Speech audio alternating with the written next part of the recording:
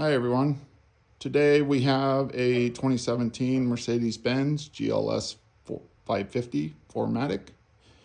And today I just wanted to show you a quick and fairly simple install for some air horns that I mounted and hid up behind the upper grille to the left and right of the star emblem. I've always wanted to have them.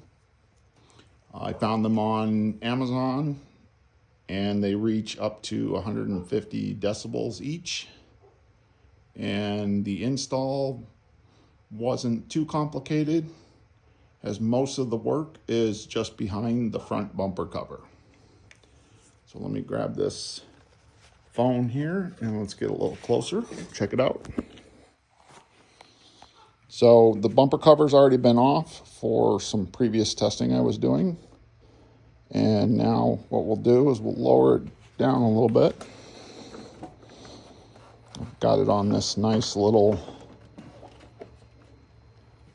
stool, rolly stool, so I can keep it off the ground, keep all the connections in place over here, because the car ignition actually is on doing something else at the moment.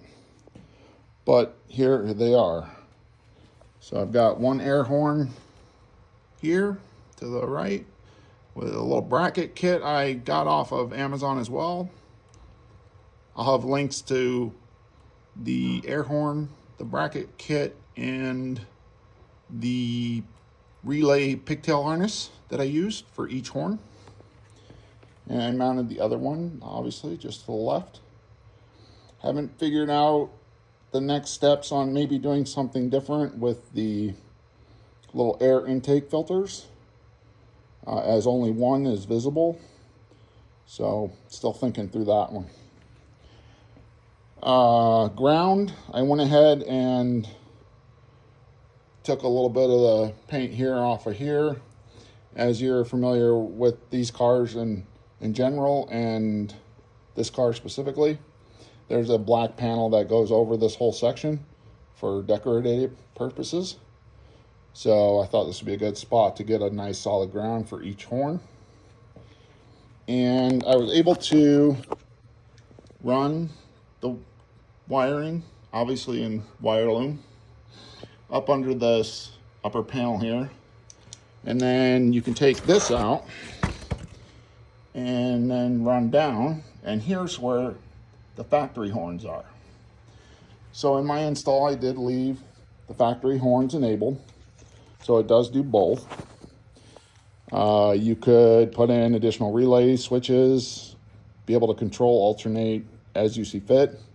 I just went ahead for the purposes of this install, just kept them all working in unison. So let me get this on the tripod here, and we'll get a good look at the factory horns.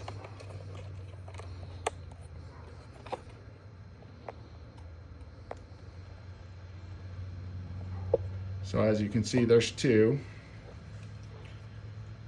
and there's the upper one, and there's the lower one. And right back here to the side, behind it, is where I've got my relays.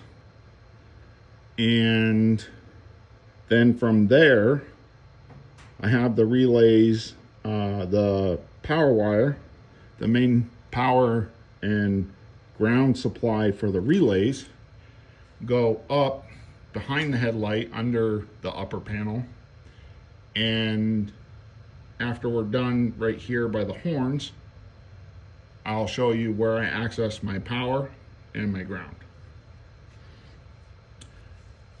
The thing I wanted to focus on here for you is knowing which wires to utilize in the factory loom for your trigger for the horn. So I'm just peeling back some of the tape,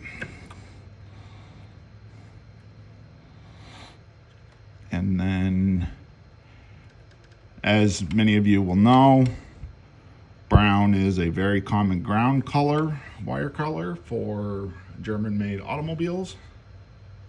So you could always just tag ground off ground. But I like to avoid as many connections to the factory wiring as I can, as we all know how sensitive these Mercedes cars can be. And I apologize, I am no photographer. I am a mechanic. So on both of these, the trigger wire is blue with a white stripe. So whenever I make a connection to a factory harness wire, especially in this car, being a former installer for many years with new car dealerships, I do poke and solder, and then heat shrink over it, and then tape over that. So I don't interrupt or cut the factory wiring, and try to be the least intrusive as possible, just to not send the car in a frenzy because it's seeing any kind of interference in its wiring. Because the modules on these cars are super sensitive, and my car in particular has 103 ECU modules. So yeah, down here, factory horns, there's your connectors, and then your two wires, your positive trigger from the steering column, and then the relays. And then, like I said, I'll show you, we'll go up from here to the mounting location of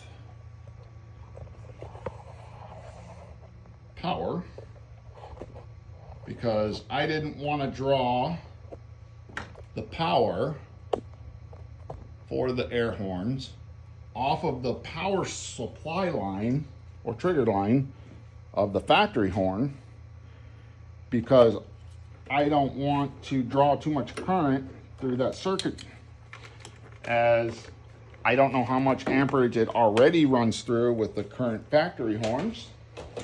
And then these air horns probably pull more power than the factory ones. So hence the relays, and just using that as trigger.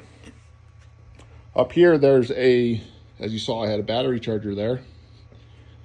There's a positive lug there, and I'll tip you up here a little bit. There's your ground lug there. Those do not come off. I did try. So I believe this one in particular, the ground, I think it's screwed on and maybe has a little tack weld maybe underneath. But I could not use that underneath to add a big ring terminal as my ground connection. So this panel is really easy to get off.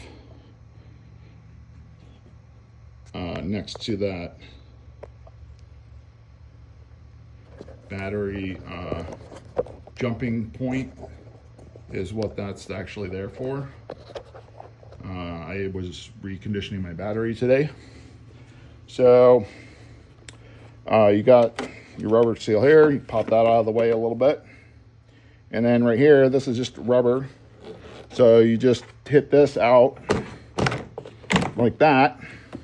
So that one connects in on the bottom edge of it, not up and down like this one. And then this panel just lifts up and just slide it on out of the way. Then in here, this is where, side note, if you take out this cover, which has a few ring hooks back here, let me turn on the laser so you can see it. Right there, right there.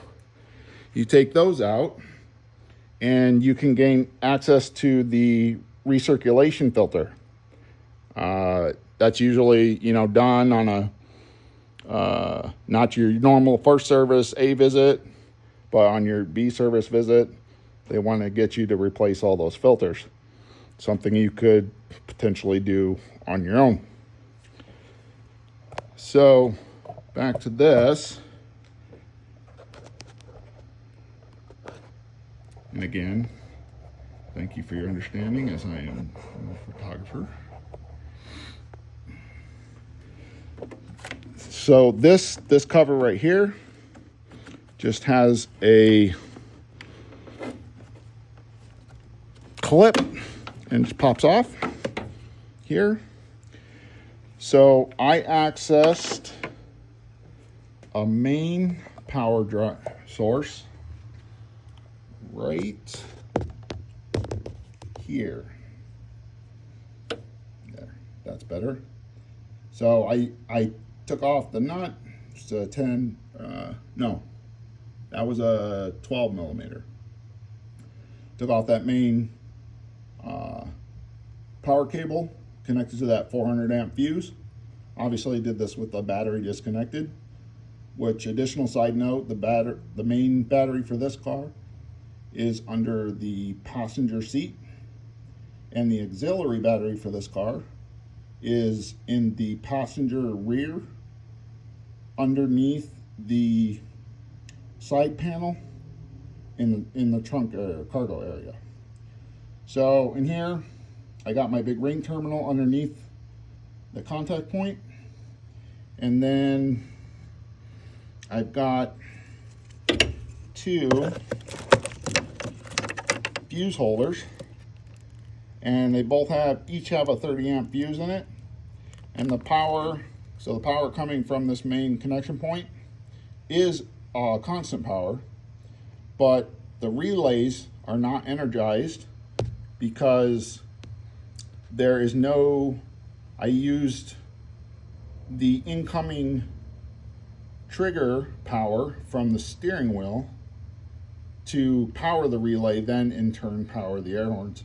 So that way I wouldn't have any small amperage draws or anything like that, slowly killing my battery over any kind of time.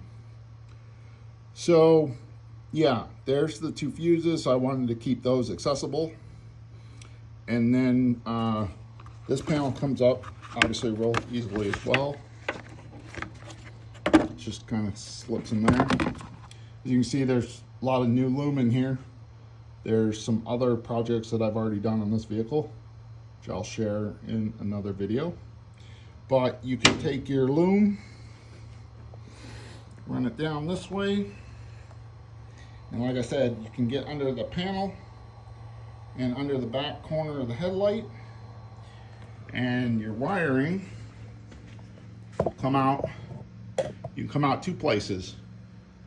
Here, through the under the panel near the back corner of the headlight, or you can utilize that beautiful big hole they have in there and just have everything in a wire loom, of course. And then you know, this will just sit back in there. You know, I've got looms on both sides, and these styrofoam pieces just pop right back in. You know, nothing's getting pinched or anything, so that's fantastic. And yeah, that's the air horns install. And let me go over to the steering wheel and give you a quick sample of the air horn.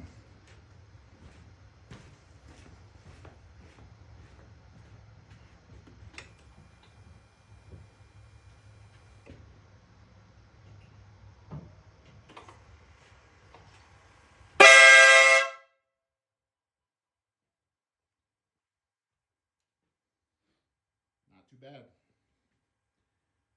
All right, guys and gals, thanks for watching. And any questions on any of this or anything, always around making new videos on YouTube. Thanks, guys. Bye.